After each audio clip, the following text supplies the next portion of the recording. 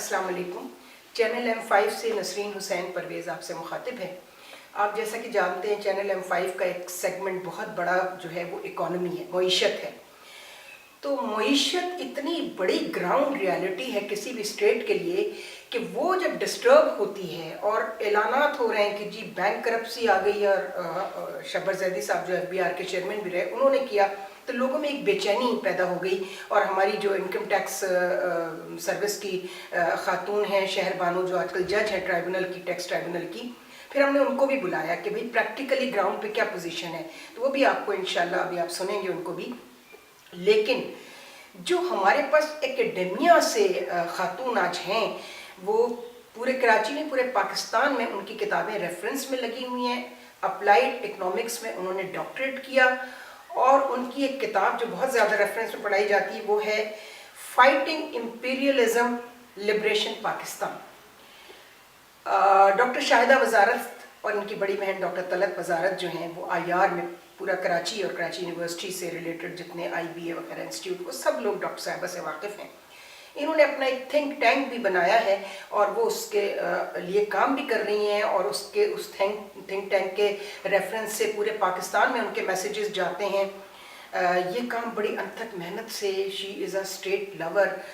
اور بہت جلد آپ ایک ورکشاپ سیمینار اسلام آباد میں ہم کور کریں گے اس کو. اس میں ڈاکٹر صاحبہ ول بی دا کی اسپیکر, کی نوٹ انہی کا ہوگا انشاءاللہ. اور مسئلہ کیا ہے جس پر بات کریں گی؟ وہ مسئلہ ہوگا جس پر اس وقت نیشنل اسمبلی فائنانس بل کو اسٹیٹ بینک کے اٹانومی پر پاس نہیں کر رہی ہے نیشنل اسمبلی. منی بجٹ سے بھی ریلیٹڈ ہے وہ. تو ڈاکٹر شاہدہ وزارت ہمارے ساتھ ہیں, ان سے ہم بات کرتے ہیں. السلام علیکم ڈاکٹر صاحبہ. وعلیکم السلام. اچھا, ماشاءاللہ آپ کا تو اتنا بڑا قد قامت ہے اکانومی کے ریفرنس سے کہ مجھے تو پوچھتے ہوئے یہ ہو رہا ہے کہ مجھ سے کہیں کوئی غلطی ہو جائے تو آپ اس کو پھر اس ڈائریکشن میں آپ موڑ لیجئے گا جہاں آپ سمجھتی ہیں کہ یہ صحیح ہے. دیکھیے آپ نے بڑی ہمت کی اور آپ نے اپنے تھنک ٹینک کے ذریعے بھی اور ہر جگہ آپ نے میسیجز کیے. یہ جو مسئلہ چل رہا ہے IMF ایکسیپٹ نہیں کرے گا اگر آرڈیننس پاس ہوتا ہے تو ٹھیک ہے نا, ورنہ یہ کروا لیتے کبھی کا حکومت. نیشنل اسمبلی پاس نہیں کر رہی ہے اس بل کو. اسٹیٹ بینک کا جو ہے خود مختاری کا بل, ہم اردو میں اس لیے کہیں گے کہ ہمارے زیادہ ناظرین کو پتہ ہو کہ ہو کیا رہا ہے. عموماً تو ہمارے عوام جو ہیں وہ پرائز ہائیک تک جانتے ہیں کہ قیمتیں بڑھ گئیں, قیمتیں گر گئیں, چیزیں مہنگی ہو گئیں, معاشی حالت ابتر ہے. اب میں چپ رہوں گی, اب آپ بولیں گی کہ آپ کے پاس کیا کوئی آلٹرنیٹیو ارینجمنٹ ہے اس کا اگر IMF نہیں اس کو ایکسیپٹ کرتا تو ود ان دی پاکستان کیا ہو سکتا ہے, کیا سجیشنز ہوں گے؟ دیکھیے آپ نے بہت ہی ریلیونٹ سوالات آپ نے اٹھائے ہیں اسٹیٹ بینک کی آٹونومی سے متعلق جی, اور فائنانس بل سے متعلق, اور کیا کوئی آلٹرنیٹیو ہے جی, اور اس کے علاوہ کہ اسٹیٹ نیشنل اسمبلی اس کو پاس نہیں کر رہی ہے, اور نیشنل اسمبلی کو اور سینٹ کو اس کو پاس کرنا بھی نہیں چاہیے. کیونکہ اگر آپ اس کو دیکھیں, اس کی شکلیں دیکھیں, یہ جو اسٹیٹ بینک کی خود مختاری کہی جا رہی ہے یہ اصل میں خود مختاری نہیں ہے, اس میں ایک بہت بڑا بہت ہی ایجنڈا ہے, کوئی ہڈن ایجنڈا, بہت ہڈن ایجنڈا ہے. اوکے. اور اس لیے میں سمجھتی ہوں کہ نہ تو قومی اسمبلی کو نہ سینٹ کو اس کو پاس کرنا چاہیے, اور نہ ہمارے اداروں کو چاہیے کہ وہ نیشنل اسمبلی اور سینٹ کے ممبرز پہ جا کے پریشر ڈال کے ان سے کہیں کہ آپ جا کے اس کو پاس کروائیں, کیونکہ یہ ملک کے مفاد کے خلاف ہوگا. اور چونکہ ہمارے ادارے جو ہیں ان کا کام ہی یہ ہے ملک کا دفاع کرنا, تو اور اکانومی سب سے بڑا خود ملک کے ادارے جو اکانومی سے وابستہ ہے, بالکل وہ وابستہ ہیں, اور ان کو تو کام ہی, ان کا تو سارا فوکس اس پہ ہے کہ ملک کا دفاع کرنا, اور ایسی کوئی چیز نہ ہو جس سے ملک کی یعنی کہ اسٹیٹ جو ہے اس کا خدا نخواستہ شیرازہ بکھرے. اللہ نہ کرے, اللہ کرے. آپ جیسے لوگ موجود ہیں, بہت سارے لوگ, مطلب ہم تو شور پکار مچا سکتے ہیں جب ہماری سمجھ میں آ جاتا ہے, مگر آج کل جو ہو رہا ہے, جو ایک فوکس ہے ان بڑے مغربی ممالک کا, خاص طور پہ امریکہ, برطانیہ, ان کا ایک جو اسٹریٹجی یہ استعمال کر رہے ہیں جس کو پتہ نہیں کتنے لوگوں کو اس کے بارے میں علم ہے یا نہیں, کہ use the state to demolish the state. کہ آپ اسٹیٹ پاور کو استعمال کریں اسٹیٹ کو منہدم کرنے کے لیے. آپ کو یقین ہے کہ اسٹیٹ پاور استعمال ہو جائے گی؟ میں امید کرتی ہوں کہ نہیں ہوگی، مگر اللہ آپ کرے ایسا ہی دیکھیے ہو جیسے شروعات آپ کی۔ ایسے ہی ہوئی ہے کہ یہ بل جو تھا اسٹیٹ بینک کی خود مختاری جس کو کہی جاتی ہے، یہ یہ کیبنٹ میں پیش ہوا اور کیبنٹ میں 5-7 منٹ میں پاس ہو گیا، اور یہ بہت حیرت انگیز بات ہے کیونکہ آپ دیکھیے کہ یہی کابینہ جو ہے، کیبنٹ تو انہیں کی ہے نا جی جیسے کیبنٹ، فائنانس کمیٹی نے بھی پاس کیا انہیں کی ہے جی، اور اس میں سارے امریکہ اور برطانیہ کی شہری ہیں، ڈول شہری ہیں، اور انہیں یہ بڑی زبردست بات آپ نے بتائی کہ چونکہ وہ جو وہاں کی ڈویل سٹیزن شپ جو ہے وہ آج پتہ چلتا ہے کہ ہمارے لیے کتنی نقصان دہ ہے۔ جی بالکل، اور آپ یہ دیکھیے کہ اسی کابینہ نے ابھی کچھ دن پہلے، کچھ مہینے پہلے وہ پاس کیا تھا ایک کہ KPK میں پینشنز ختم کر دی جائیں کیونکہ ملک کے پاس پیسے نہیں ہیں، جی، اور آپ دیکھیے کہ یہ جو ہوتی ہیں پینشنز یہ کتنی ہوتی ہیں، 5,000 7,000 10,000 15-20,000، مگر انہوں نے کہا پیسے نہیں ہیں۔ مگر آپ دیکھیے یہ جو خود مختاری جس کو کہی جا رہی ہے اسٹیٹ بینک کی، اس کی جو تنخواہ انہوں نے اسٹیٹ بینک کے گورنر کی تجویز کی ہے اور جس کو کابینہ نے 5-7 منٹ میں پاس کر دیا، وہ 1,50,00,000 روپے اسٹیٹ بینک کے پر منتھ، جی، کیونکہ انہوں نے کہا ہے 1,30,00,000 روپے وداؤٹ بینیفٹس، اور اگر آپ اس میں بینیفٹس ڈال دیں تو آپ کے 1.5 کروڑ روپیہ آرام سے بچ جائے گا مہینے کا، اور اس کے علاوہ 3 ڈیپٹی گورنرز بھی ہوں گے۔ 3 ڈیپٹی گورنرز کی تنخواہ کم سے کم 1 کروڑ روپے تو ہوگی، جب گورنر کی 1.5 کروڑ ہے۔ جی بالکل، تو آپ دیکھیے کہ کابینہ نے 5-7 منٹ میں اس کو اپروو کر دیا، اور پاکستان کے جو غریب لوگ ہیں ان کی پینشن کو وہ کہہ رہے کہ پیسے نہیں دے۔ یہ بات لوگوں کو سمجھ آئے گی کہ پینشن بند ہوگی، لیکن وہ بات سمجھ نہیں آئے گی لوگوں کو کہ کیبنٹ نے یہ بل پاس کر دیا جو نہیں کرنا چاہیے۔ جی ٹھیک ہے، تو یہ میں کہہ رہی تھی کہ یہ use the state to demolish the state والی بات ہے کہ یہ پہلا یہ اسٹیٹ کا ایک فنکشنری ہے کابینہ، اس سے پاس ہو گیا۔ اب یہ کوشش کر رہے ہیں کہ پارلیمنٹ سے پاس کروانے کی، اور پارلیمنٹ نے ابھی تک نہیں وہ کیا ہے۔ میں آپ کو بتا دوں یہ پارلیمنٹ بھی ایسی ہے ہماری اپوزیشن کہ ضد میں نہ کریں، لیکن اگر یہ گورنمنٹ میں ہوتے تو یہ بھی کرتے تھے۔ جی ہاں، میں نے دیکھا ہے کہ اپوزیشن میں بہت بہتر سٹانس ہوتا ہے اپوزیشن پارٹیز کا، اصل بہت محب وطن سٹانس ہوتا ہے، اور اب میں سمجھتی ہوں کہ وہ جو بھی کرتے، مگر فی الحال میں ان سے امید رکھتی ہوں کہ وہ ملک کے مفادات کے ساتھ کھڑے رہیں گے۔ دعا کریں گے کہ اللہ کرے وہ کسی اچھی بات پر، کسی اسٹیٹ کے حق میں جو اس پر اڑ جائیں، بالکل ہونے نہ دیں پاس اس کو۔ اور دوسرے میں یہ بھی توقع کرتی ہوں اپنے اداروں سے کہ ہمارے ادارے جو ہیں وہ بہت محب وطن ہیں، جی، اور ان کی جو سٹیکس ہیں وہ اسٹیٹ آف پاکستان کے ساتھ ہیں، بالکل، کیونکہ پاکستان کی اسٹیٹ ان کو تنخواہیں دیتی ہے، اور جب تک اللہ تعالیٰ قائم رکھے اسٹیٹ کو، جب تک ملک ہے تو ان کو تنخواہیں ملتی رہیں گی۔ بالکل، تو اس لیے ہمارے جو ادارے ہیں، میری ان سے بھی یہی امید ہے کہ وہ پاکستان کے ساتھ مضبوطی سے کھڑے رہیں گے، جی، اور کابینہ کے اور کسی بھی پارلیمنٹرین پہ پریشر نہیں ڈالیں گے کہ وہ جا کے فائنانس بل یا اسٹیٹ بینک کی خود مختاری کے بل پہ وہ اس کو پاس کریں۔ تو ایک تو یہ ہے۔ اچھا، اب اس پہ آ جائیں، یہ جو جس کو آلٹرنیٹ آپ نے، اوکے، اگر آپ آلٹرنیٹ چاہتے ہیں، پہلے اگر آپ بتائیے کہ اس میں ریلیونسی دیکھیے اس میں جو اسٹیٹ بینک کی ایک تو خود مختاری کا ہے، اس میں ایک دو چیزیں بہت وہ ہیں۔ ایک تو اس میں یہ کہا گیا ہے کہ اگر کابینہ جو ہے وہ پارلیمنٹ اگر اسٹیٹ بینک کے سے متعلق کوئی بھی قانون سازی کرے گی تو اس کو اسٹیٹ بینک کی اجازت لینی ہوگی، اور اسٹیٹ بینک یہ اجازت IMF سے اجازت لے کے دے گا۔ اگر IMF اجازت دے گی، جی آپ دیکھیے کہ پاکستان کی جو پارلیمنٹ ہے جی، اس کو اپنے اداروں کے بارے میں قانون سازی کرنے کا حق چھینا جا رہا ہے۔ وہ بھی اسٹیٹ بینک اور IMF انڈائریکٹلی IMF اجازت دے گا تو ڈائریکٹلی کہ یہ نہیں کہ آپ کو اگر اسٹیٹ بینک پہ کوئی قانون سازی کرنا ہے تو آپ اسٹیٹ بینک سے اجازت لیں، اور اسٹیٹ بینک اجازت دے گا اکانومی کے ریفرنس سے، اسٹیٹ بینک کے مطابق، اسٹیٹ بینک سے ہاں جی، مطابق، اور اسٹیٹ بینک جب اجازت دے گا جب IMF اس کو اجازت دے گی۔ بالکل ٹھیک ہے۔ اور آپ IMF کا دیکھیں، اس کا کانسٹیٹیوشن، اس کے جو 16.4 یا 5% جو ووٹنگ شیئرز ہیں وہ امریکہ کے پاس ہیں، तो अच्छा। जी, तो अमेरिका IMF को बिल्कुल टोटली कंट्रोल करता है। तो इसका मतलब है कि अगर आपको कानून साजी करनी होगी स्टेट बैंक के बारे में, तो आप स्टेट बैंक से पूछेंगे, स्टेट बैंक IMF से पूछेगा, IMF अमेरिका का एक झेली इदारे की तरह है। तो आप ये देखिए कि कितना खतरनाक है कि हमारी अमेरिका से इस वक्त बिल्कुल एडवर्सेरियल रिलेशनशिप है, और एक ऐसे मुल्क के पास हम अपने आप को वो कर रहे हैं, गिरवी करने जा रहे हैं जी। तो ये एक तो बहुत मुझे वो लगा।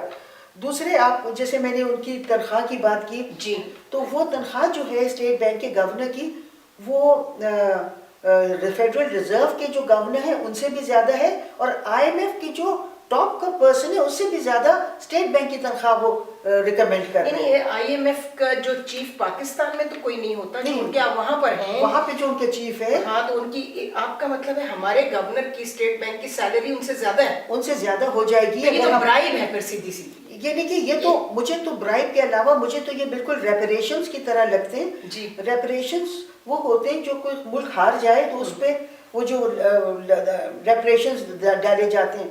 तो मुझे तो ये लग रहा है बड़ी अजीब सी बात है, पाकिस्तान तो अल्लाह का शुक्र है किसी जंग में हारा नहीं है, इस पे ये रेपरेशंस क्यों डाले जा रहे हैं? तो एक तो ये है। दूसरे ये है कि वो इतनी बड़ी तनख्वाह लेने के बावजूद वो किसी को जवाब दे नहीं होंगे जी, ना पार्लियामेंट को, ना कैबिनेट को, ना प्राइम मिनिस्टर को, ना प्रेसिडेंट को। ठीक है। तो ऐसा तो नहीं होता है कि आप किसी को इतनी बड़ी तनख्वाह दे दें और वो किसी को जवाब दे ना हो। मतलब अब आप एक फर्दे वाहिद के रहमो करम पर होंगे जी, मगर मैं ये कहना चाह रही थी कि अव्वल वो किसी को जवाब दे नहीं होंगे, ये कहा जा रहा है पाकिस्तान में। अकाउंटेबिलिटी कहीं भी नहीं है उनकी, हाँ। मगर ये नहीं हो सकता कि अकाउंटेबिलिटी हो ना, जब आप इतनी बड़ी तनख्वाह दे रहे हैं हाँ। तो ऐसा नहीं हो सकता कि वो किसी को जवाब दे ना हो। और ये इसका तनख्वाह मतलब किसी ये के घर से नहीं जा रही है, हमारे टैक्सेस से जाती है, जी। इसका मतलब ये है कि वो अमेरिका में किसी को जवाब दे होंगे। एग्जैक्टली, सीधा सीधा मतलब तो यही है। जी। तो इसका आप ये देखिए कि ये तो बिल्कुल ही नौआबादियाती दौर में हमें देशों में से, हमारे टैक्सेस में से उनको तनख्वाह मिलेगी, और वो हम उनसे पूछ नहीं सकते, कोई परफॉर्मेंस इंडिकेटर्स नहीं है कि वो क्या परफॉर्म करेंगे, हम उनसे पूछ नहीं सकते, और वो जवाब दे अमेरिका को होंगे और IMF को होंगे। तो ये बातें जो है ये गौर तलब है। फिर वो जो फिस्कल एंड मॉनेटरी बोर्ड है उसको भी ख़त्म कर दिया गया है। फिर पाकिस्तान के जो फेडरल फाइनेंस सेक्रेटरी हैं उनको बोर्ड से हटा दिया गया है, और ये जो छोटे सूबों के फाइनेंस सेक्रेटरीज हैं वो बोर्ड में हैं। अब मुझे ये लग रहा है कि ये बड़ी अजीब जी, वो इसलिए हैं कि जब आपने 18th अमेंडमेंट में उनको प्रॉपर खुद मुख्तारी दे दी सूबों को फाइनेंसेस के हवाले से, तो वो तो कहेंगे कि जी हम तो खुद मुख्तार हैं। मगर फेडरल फाइनेंस जो सेक्रेटरी जो नहीं है, हटाया कि फेडरल फाइनेंस कमेटी तो डायरेक्ट इंटरफेयर करता था ना स्टेट बैंक के। इंटरफेयर नहीं करता था, यानी कि तो मुल्क का कोई गवर्नमेंट का कुछ तो रोल होना चाहिए उसमें। कोई रोल नहीं नजर आ रहा है इस तो इसमें तो फेडरल गवर्नमेंट का कोई रोल नहीं है। और इससे ये पता चल रहा है क्योंकि अमेरिका का इस खित्ते में बहुत दिलचस्पी है, और अफगानिस्तान में भी सीपैक के अलावा अफगानिस्तान में, बलूचिस्तान में, छोटे सूबों में अमेरिका की बहुत दिलचस्पी है। इससे ये जाहिर हो रहा है कि अमेरिका बराह रास्त हमारे छोटे सूबों से बातचीत करेगा और फेडरल गवर्नमेंट वहाँ नहीं होगी। सीधी जब 18th अमेंडमेंट पास हुई है तो उसका मतलब ही ये था इन लोगों को फाइनेंशियल। मगर देखिए इसका मतलब जरूरी नहीं है इस तरह आप इसको इंटरप्रेट अगर करेंगे कि आपको फेडरल गवर्नमेंट को आपने हटा दिया है। डॉक्टर साहब ये तो बिल्कुल सीधा सीधा समझ में आने वाली, इस पर तो बहुत बात हो रही है कि आप जब 18th अमेंडमेंट की सबसे बड़ी जो नकाइस सामने आए हैं वो यही है कि जब आपने सूबों को खुद मुख्तारी, मैं उर्दू का लफ्ज़ इसलिए इस्तेमाल कर रही हूँ, फाइनेंशियल जो आप ऑटोनॉमी इनको दी, तो आप ये देखिए ना सूबे फेडरेशन को जवाब दे नहीं रहे, कैसे खर्च करते नहीं है। हाँ। मगर इसमें कोई जवाब नहीं है कि आप फेडरल सेक्रेटरी को हटा दें, इसका कोई जवाब नहीं है। अच्छा, फिर ये है क्योंकि तो स्टेट बैंक की ये बिल्कुल यहाँ सिर्फ सूबों का तो नहीं है खुद मुख्तारी का, यहाँ तो फेडरल गवर्नमेंट को भी। तो अच्छा, इसके अलावा एक शिक ये भी है कि फेडरल गवर्नमेंट जो है वो अपने डेट सर्विसिंग को रोल बैक नहीं करेगी। अगर किसी वजह से मईशत डाउनफॉल हो, कोविड की वजह से या कोई भी वजह, तो अगर उनके पास, गवर्नमेंट के पास पैसे नहीं है تو وہ اپنا ڈیٹ سروسنگ کو مؤخر نہیں کرے گی، وہ قرضہ لے کے اور قرضے ادا کرے گی. تو اس کا مطلب یہ ہے کہ گورنمنٹ کو وہ بالکل قرضوں کی دلدل میں پھنسا دیں گے. ابھی بھی پھنسے ہوئے ہیں نا، پھنسے ہوئے اس سے زیادہ ہوں گے. جیسے ہی آپ اگر نہیں ہوں گے پیسے، وہ کہیں گے کہ آپ اور قرضہ لیں، کمرشل بینک سے لیں گے تو اور زیادہ ہائی ریٹ پہ لیں گے. تو اس طرح آپ بالکل وہ اسٹیٹ تو ڈیمولش ہو گئی نا، اسٹیٹ تو ڈیمولش ہو رہی ہے، اسٹیٹ کی پاور یوز کر رہے ہیں. بالکل اسٹیٹ ڈیمولش ہو رہی ہے. اچھا اس کے علاوہ آپ یہ دیکھیے کہ ایک اور یہ شق ہے کہ یہ جو ہے اسٹیٹ بینک جو ہے وہ صرف انفلیشن کو وہ کرے گا. وہ ابھی تک اسٹیٹ بینک کے دو وہ ہیں آبجیکٹیوز، اس کے وہ جو کرنا ہوتی ہیں اس کو گولز. ایک تو یہ ہے انفلیشن کو کنٹرول کرتا ہے اور دوسرے گروتھ ریٹ. اب وہ کہہ رہے ہیں کہ وہ گروتھ ریٹ کو نہیں کریں گے، اس سے دستبردار ہو رہے. وہ کہہ رہے ہیں وہ صرف انفلیشن کو دیکھیں. وہ انفلیشن کو بھی نہیں دیکھ پا رہے نا. پورا یہ آپ کا ڈالر جو جس طریقے سے ڈی ویلیو ہوئی ہے، اس پر میں بات کروں گی کہ جس طرح سے 90 کی دہائی سے انہوں نے انفلیشن کو دیکھا ہے، جی اگر وہ اسی طرح سے دیکھیں گے، ہاں ابھی اس پہ میں بات کروں گی. جی پلیز. تو اس کا تو مطلب یہ ہے کہ ایسا اکانومی کو میس اپ کرنے کا ان کو 1.5 کروڑ روپے دیے جائیں گے مہینے کے. سیدھی بات یہی ہے. اچھا اب وہ کیا ہے، کس طرح مینیج کرتے انفلیشن کو. دیکھیے جب بھی ہماری معیشت میں وہ آتے ہیں، ہم IMF کے پروگرام لیتے ہیں، پھر وہ کہتے ہیں کہ اب آپ ایکسپورٹس کو بڑھائیے. ایکسپورٹس جب بڑھائی جاتی ہیں تو وہ کہتے ہیں کہ اب آپ ڈی ویلیو کریں. ڈی ویلیو کرتے ہیں تو انفلیشن ہوتا ہے. انفلیشن ہوتا ہے تو وہ کہتے ہیں اب آپ لینڈنگ ریٹ کو بڑھا دیں. ٹھیک ہے. دیکھیے مختلف قسم کے اقسام ہیں انفلیشن کے. ٹھیک ہے. ایک تو ہے ڈیمانڈ پول انفلیشن. ٹھیک ہے. وہ اگر اکانومی بہت اوور ہیٹ ہو رہی ہو تو آپ وہ ڈیمانڈ پول انفلیشن ہوتا ہے، جیسے چائنا میں ہوا 30 سال تک جب اکانومی بہت تیزی سے گرو کر رہی تھی 9-10% فار 30 ایئرس، تو اکانومی اوور ہیٹ ہونا شروع ہوئی. کیونکہ جب آپ اکانومی گرو بہت کر رہی ہے تو آپ کاپر بھی استعمال کر رہے ہیں، آپ آئرن بھی کر رہے ہیں، آپ سب کچھ استعمال ہو رہا ہے جس کی ڈیمانڈ بڑھ رہی ہے، تو ان چیزوں کی قیمتیں بڑھنے لگتی ہیں. تو اس کو کہتے ہیں ڈیمانڈ پول انفلیشن. پاکستان میں ڈیمانڈ پول انفلیشن نہیں ہے، ہماری تو اکانومی گرو ہی نہیں کر پاتی ہے. جیسے ہی ذرا سا گرو کرنے لگتی ہے وہ کہتے ہیں آپ ڈی ویلیو کر دیں. جب آپ ڈی ویلیو کرتے ہیں تو قیمتیں بڑھ جاتی ہیں. تو یہ تو کاسٹ پش انفلیشن ہے. مگر اور تیسرا جو ہے وہ کارٹلز کی وجہ سے انفلیشن ہوتا ہے، جیسے ہمارے یہاں کارٹلز ہیں. مگر پاکستان میں کارٹلز کی وجہ سے بھی ہے اور کاسٹ پش انفلیشن بھی ہے، ڈیمانڈ پول نہیں ہے. مگر اسٹیٹ بینک جو لینڈنگ ریٹ بڑھاتا ہے وہ جب صحیح پالیسی ہے جب ڈیمانڈ پول انفلیشن ہو. اور ہمارے یہاں ڈیمانڈ پول انفلیشن نہیں ہے، مگر اسٹیٹ بینک ڈیمانڈ پول انفلیشن کی اسٹریٹجی اپلائی کرتا ہے. اور اس کی وجہ سے ہمارا ریسیشن اور بھی بد سے بدتر ہو جاتا ہے. کیونکہ جب آپ لینڈنگ ریٹ بڑھا دیتے ہیں تو اس کی وجہ سے معیشت میں ریسیشن آ جاتا ہے اور آؤٹ پٹ کم ہونا شروع ہوتا ہے، ملازمتیں ختم ہونا شروع ہوتی ہیں. تو وہ تو ہو رہا ہے نا، وہی تو ہو رہا ہے. تو میں یہ بتانا چاہ رہی ہوں کہ اس ایک بہت غلط اسٹریٹجی استعمال کر رہے ہیں، اسی لیے ہو رہا ہے کیونکہ اسی کے میرے خیال ہے ان کو 1.5 کروڑ روپیہ، اس کے 1.5 کروڑ جی، کیونکہ شاید اچھا. تو یہ ایک تو یہ دوسرے یہ ہے کہ یہ کہہ رہے ہیں کہ جب ایک اور اس میں شق ہے، اب اس کا اسٹیٹ بینک کی آٹونومی سے کوئی تعلق نہیں ہے. وہ کہہ رہے ہیں کہ گورنمنٹ جو ہے وہ اپنے فائنینشیل انسٹیٹیوشنس اور بینکس کو کوئی وہ نہ دے، مدد نہ دے. اگر وہ فائنینشیل ڈپریشن میں جا رہے ہوں تو آپ ان کی مدد نہیں کریں گے. اب سوال یہ پیدا ہوتا ہے کہ اس طرف تو کووڈ ہے، اکنامک ایکٹیویٹی کم ہو رہی ہے. بالکل. تو ادارے یہ جو اسٹیٹ بینکس ہیں، فائنینشیل انسٹیٹیوشنس ہیں، تو ان میں ایکٹیویٹی کم ہو رہی ہے تو فائنینشیل ڈسٹریس ہو سکتی ہے. تو اب سوال یہ ہے کہ یہ کیوں روک رہے ہیں اسٹیٹ بینک کو، گورنمنٹ کو، کہ ان کی مدد نہ کرو. دیکھیے بات یہ ہے کہ آپ 2008-9 کا فائنینشیل کرائسس دیکھیے جو مغربی ملکوں میں آیا تھا، امریکہ اور یورپ میں. اس وقت ان کی کمپنیاں بالکل ڈوب رہی تھیں اور امریکہ اور ویسٹرن یورپ نے بڑے پیمانے پہ مارکیٹس میں انٹرونشن کی اور بڑے پیمانے پہ انہوں نے کمپنیز کو نیشنلائز کیا. دیکھیے وہ ڈیولپ کنٹریز تھیں، ان کی اکانومی اسٹرانگ تھی، وہ اس کو بیئر کر گئے. ہمارے یہاں تو یہ بیر نہیں کر گئے. یہ جو جس پالیسیز کو یہ پروپیگیٹ کرتے ہیں نیو لبرل پالیسیز, اس میں مارکیٹ انٹرونشن کی گنجائش نہیں ہے, اس میں نیشنلائزیشن کی گنجائش نہیں ہے. آپ برداشت نہیں کرنے کی بات ہے. بات یہ ہے کہ کچھ اصول ہیں فری مارکیٹ کے, اس میں یہ ہے کہ آپ مارکیٹ میں انٹروین نہیں کریں گے.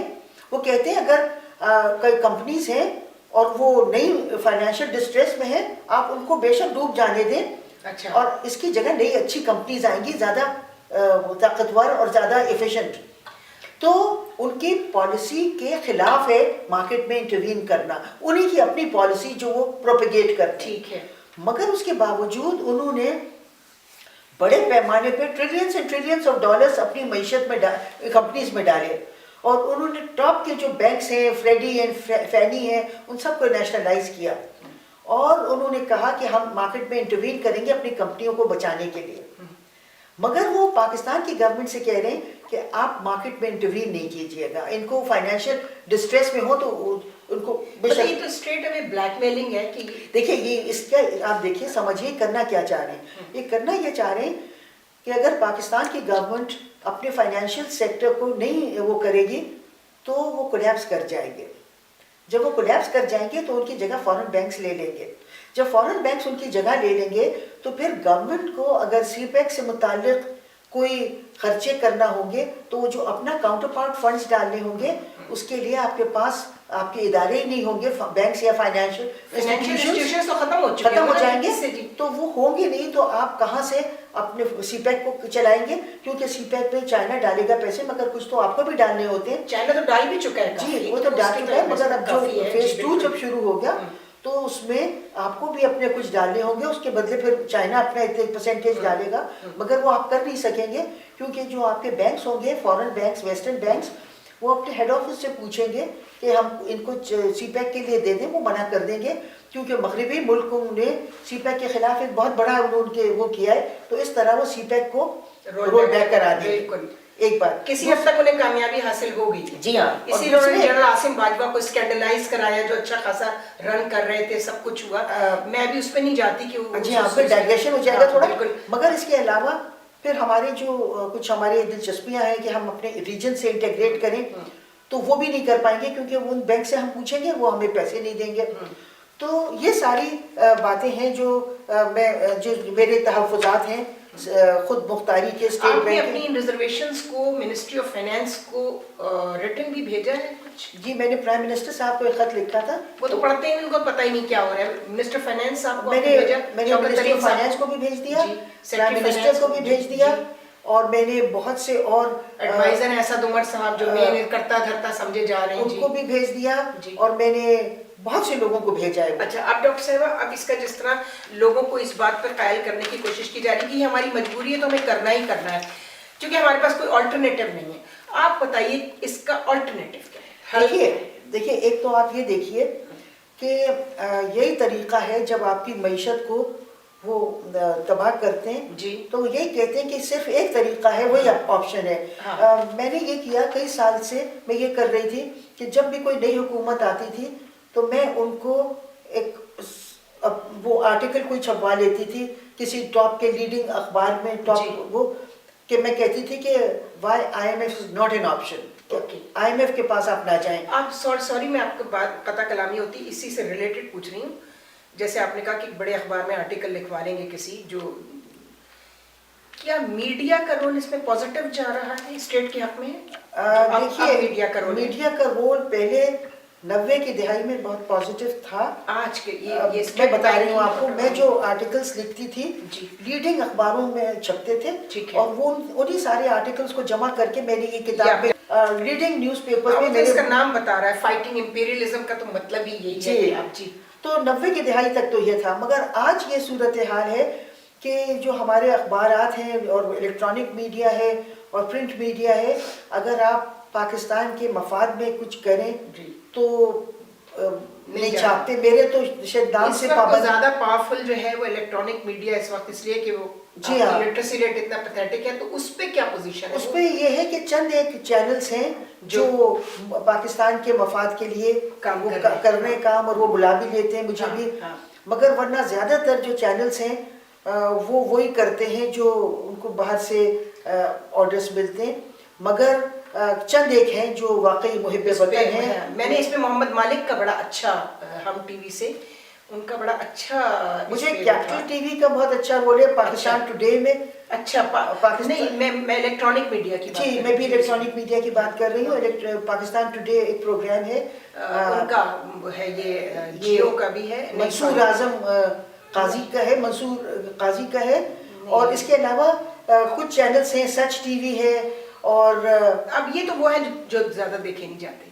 جی میں جن کی ویورشپ زیادہ ہے, آڈینس جن کے زیادہ, ریسیورز زیادہ ہیں, ان چینلز کی کیا پوزیشن ہے, میڈیا کیسے جا رہا ہے؟ ان کی یہی پوزیشن ہے کہ وہ مجھے لگتا ہے کہ اگر آپ زیادہ نیشنل انٹرسٹ کی بات کریں وہ نہیں بلائیں گے. نہیں بلائیں گے. جی ہاں. تو وہ بھی تو ایلیمناٹی جو آپ کا میڈیا ہے وہ بھی تو امریکہ سے کنٹرول ہو رہا ہے, پیسہ وہیں سی آئی ایس. اصل میں پہلے مجھے سب بلاتے تھے اور میرے مضمون بھی سارے اخباروں میں چھپتے تھے, ٹاپ کے اخباروں میں. ٹھیک ہے. مگر پھر اکتوبر 2011 میں امریکہ نے ایک کانفرنس کی تھی اچھا میڈیا کی, electronic and print media Pakistan کی. ٹھیک ہے. اور سارے یہ جو الیکٹرانک اینڈ پرنٹ میڈیا کے لوگ ہیں ان کو فری میں, امریکہ کیلیفورنیا میں تھی اور وہاں بلایا گیا تھا. اچھا. اور وہاں سب فری تھا, ٹریول بھی اور کھانا پینا بھی اور رہنا بھی. ٹھیک ہے. بورڈنگ لاجنگ سب فری تھا. اس کے بعد سے میرے آرٹیکلز نہیں چھپ پا رہے. اچھا. اور پرنٹ میڈیا پہ بھی مجھے, الیکٹرانک میڈیا پہ بھی بہت لمیٹڈ ہو گیا ہے میرا رول. اچھا, تو کوئی بات نہیں, اللہ کے پاس رجسٹر ہو رہا ہے. ہم اسٹیٹ کے ٹریجری سے آپ بھی سیلری لیتی ہیں, میں بھی پینشن لیتی ہوں, اور ہمارے ٹیکسز سے ان کی تنخواہیں سب کی جاتی ہیں. تو کہتے ہیں نا, مین پرپوزز اینڈ گاڈ ڈسپوزز. تو you have done your level best, اور آگے بھی آپ رکنے والی تو چیز لگ نہیں رہی ہے مجھے, بالکل بھی میری طرح ہی ہے. تو آپ مجھے یہ بتائیے کہ یہ آپ کے پاس سجیشنز کیا ہیں اس کا آلٹرنیٹیو, تاکہ یہ کہیں کہ جی نہیں یہ تو ہم کہیں گے آلٹرنیٹیو تو ہے. جی, آلٹرنیٹیو بتانے سے پہلے میں بالکل بہت ہی بریفلی آئی ایم ایف کی اسٹریٹجی آپ کو بتاؤں کہ ان کی اسٹریٹجی کیا ہے, تاکہ اس میں کیا مسئلے ہیں اور میرا آلٹرنیٹیو ان کو کس طرح بہتر کرتا ہے. ٹھیک ہے. دیکھیے, آئی ایم ایف کی جو سارا زور ہے وہ ایکسپورٹس بڑھانے پہ ہے, کہ آپ اپنے ایکسپورٹس بڑھا نہیں رہی. جی, اور اس کے لیے وہ کہتے ہیں کہ آپ ڈی ویلیو کریں کرنسی کو. ٹھیک ہے. آپ جب ڈی ویلیو کرتے ہیں تو اس کی وجہ سے ہماری جو ایکسپورٹس ہیں وہ بڑھ نہیں رہی باوجود ڈی ویلیویشنس کے. تو اس میں پھر یہ ہوتا ہے کہ پھر وہ کہتے ہیں اور ڈی ویلیو کرو, تو وہ یوں اس طرح ڈی ویلیو کرواتے ہیں. کہاں پہنچ گیا ایگزیکٹلی, اس کی وجہ سے پرائس ہائیک جو ہے ہر چیز تو. جی میں اسی پہ آ رہی ہوں. تو ایک تو اس کی وجہ سے انفلیشن بہت ہو جاتا ہے, کیونکہ جب آپ ڈی ویلیو کرتے ہیں تو آپ اپنی ایکسپورٹس کو بہت سستا کرتے ہیں, مگر آپ کی امپورٹس مہنگی ہوتی جا رہی ہیں. تو امپورٹس مہنگی ہوتی ہیں تو مارکیٹ میں را مٹیریل مہنگا ملے گا, را مٹیریل, کیپٹل گڈس, تیل, یہ سب مہنگا ہو رہا ہے. بالکل. تو اس کی وجہ سے مہنگائی بہت آ رہی ہے. پھر جب مہنگائی آتی ہے, بہت زیادہ مہنگا ہوتا ہے, تو وہ کہتے ہیں لینڈنگ ریٹ بڑھا دیں. تو لینڈنگ ریٹ بڑھا کے پھر وہ اکانومی میں آؤٹ پٹ کم ہو جاتا ہے. لینڈنگ ریٹ جب آپ بڑھائیں گے تو سرمایہ کاری نہیں ہوگی, سرمایہ کاری نہیں ہوگی تو آؤٹ پٹ گروتھ اور امپلائمنٹ گروتھ متاثر ہوں گے. بالکل. آپ دیکھیے کہ 90 کی دہائی میں 20 لاکھ لوگ ان امپلائڈ ہو گئے, کیونکہ اس زمانے میں بھی یہی ہم حکومتیں تھیں اور یہ آئی ایم ایف سے بہت قرضے لے رہی تھیں, اور اس کی وجہ سے جو ریسیشن آیا اس کی وجہ سے 20 لاکھ لوگ. یعنی جو ہماری elected so called democratic political governments آنی شروع ہوئی ہیں 90 میں, 90 سے لے کے نواز شریف صاحب پھر بے نظیر, پھر نواز شریف پھر بے نظیر کیے, ٹھیک ہے. ان کے بعد ایک پیریڈ آتا ہے مشرف صاحب کا, وہ تو اس میں اکانومی کی کیا پوزیشن تھی؟ اس پہ بھی پالیسیز تو وہی رہی, پالیسیز وہی, مگر تھوڑا سا آئی ایم ایف سے تھوڑا سا ڈسٹینسنگ ہوئی. سلمان شاہ صاحب کا کچھ بہتر رول تھا؟ میں تو نہیں بہتر کہوں گی, مگر میں سمجھتی ہوں کہ تھوڑی سی ڈسٹینسنگ تھی, مگر پالیسیز وہی تھی. اچھا.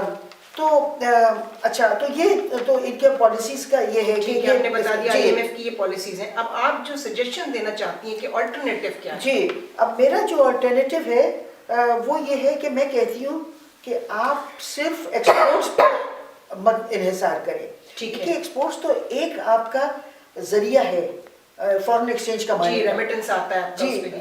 ریمیٹنس تو ایک اور ہے مگر ایکسپورٹ سے فارن ذریعہ ہے. ایکسچینج بالکل ایکسپورٹ ذریعہ فارن ایکسچینج کا. مگر اس کے علاوہ اور بہت سے طریقے ہیں آپ کے فارن ایکسچینج کمانے کے.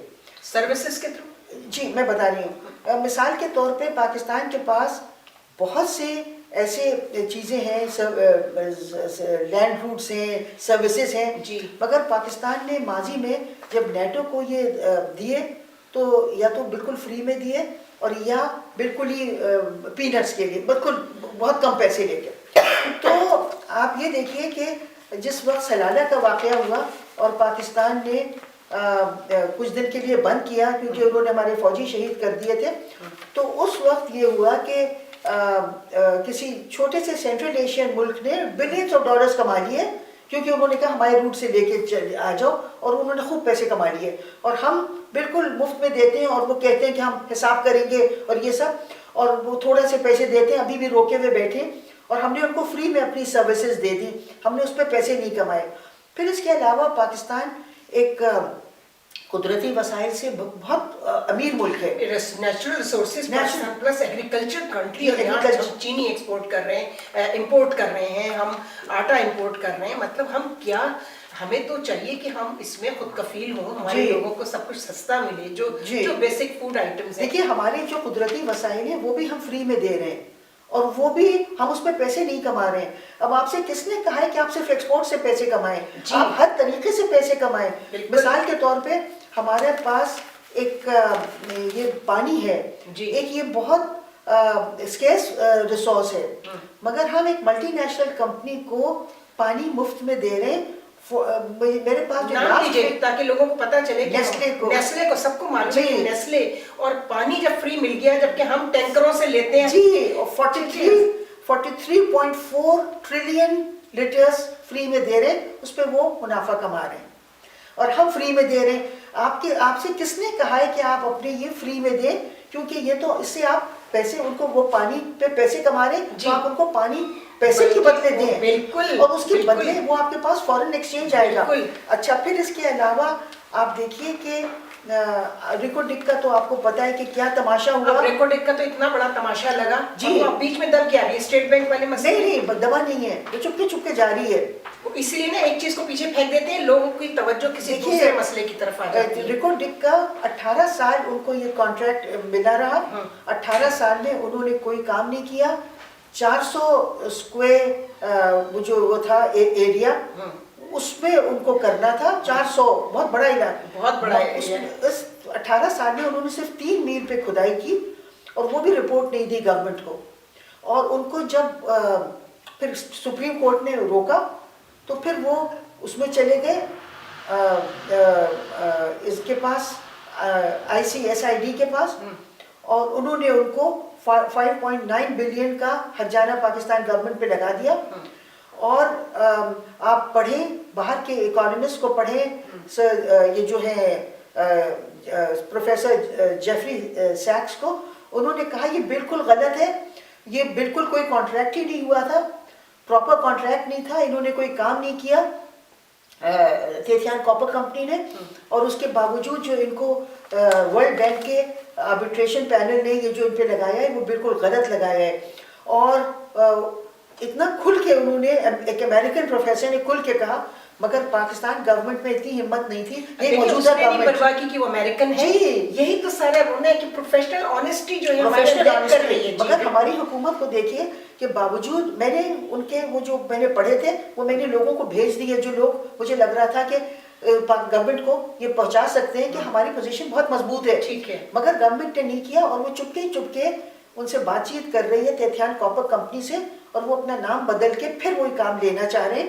اور مجھے یہ بھی پتہ چلا ہے کہ وہ ہمارا یہ جو سونا ہے اس کو کھود کھود کے را فارم میں لے جائیں گے اور برطانیہ کو دیں گے. آرام کو میں انہوں نے کیا نا, ٹنلز کے تھرو دیکھیے آئل لے گئے, جی. اور یہ جو ہے سونے پہ آ جائیں, سونے پہ یہ ہمارے وہ ہے, یہ ہمارے لیے دیکھیے ہم دنیا بھر میں بھیک مانگ رہے ہیں, کشکول لیے گھوم رہے ہیں, اور ہمارا سونا را فارم میں برطانیہ کو جانے والا ہے, کیونکہ عمران خان کی برطانیہ سے کچھ وابستگی ہے.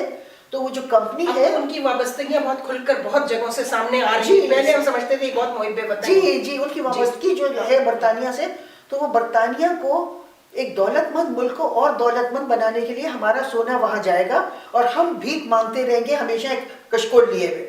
تو یہ میں بتا رہی ہوں کہ ہم اس طرح سے میں اس ایریا میں کام کرتی ہوں، natural resources conflict and growth پہ. اچھا جی، اور میں نے آپ نے جو آپ پڑھیں اس لٹریچر کو تو آپ کو پتہ چلتا ہے کہ کون سے ملک ہیں جہاں یہ قدرتی وسائل بدبختی لے کے آتے ہیں، اور اس میں بہت سی چیزیں ہیں. اور ایک یہ ہے کیونکہ اللہ نے تو آپ کو نواز دیا ہے، جی، لیکن بالکل. آپ اللہ کا شکر ادا کرنا یہی ہے کہ آپ اس پہ کام کریں. جی، اس میں یہ ہے کہ اگر آپ اس کو قدرت را فارم میں ایکسپورٹ کریں گے تو وہ آپ کے لیے بدبختی لے کے آئے گا.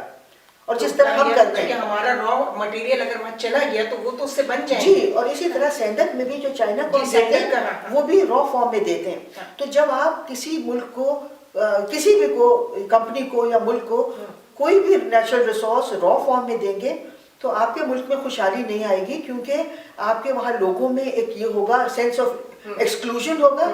اور اس کے علاوہ اگر آپ اس سونے کو یہاں صنعتیں لگائیں اور یہاں پہ تو وہاں ملازمتیں ہوں گی، تو انکمز جنریٹ ہوں گی، تو خوشحالی آئے گی. مگر ہم ایک دولت مند ملک کو اور امیر بنانے کی فکر میں، اور عمران خان جن کو اس ملک کے لوگوں نے مینڈیٹ دیا تھا کہ وہ پاکستان کے لیے کچھ کریں، ان کی پاکستان کی طرف کوئی توجہ نہیں ہے. بالکل. بلکہ امریکہ کیونکہ اب وہ یہ سمجھتے ہیں کہ ان کی جو بلیسنگز ہیں امریکن کی، اس سے ان کی گورنمنٹ کنٹینیو کر سکتی ہے. تو وہ ان کے لیے کر رہے ہیں.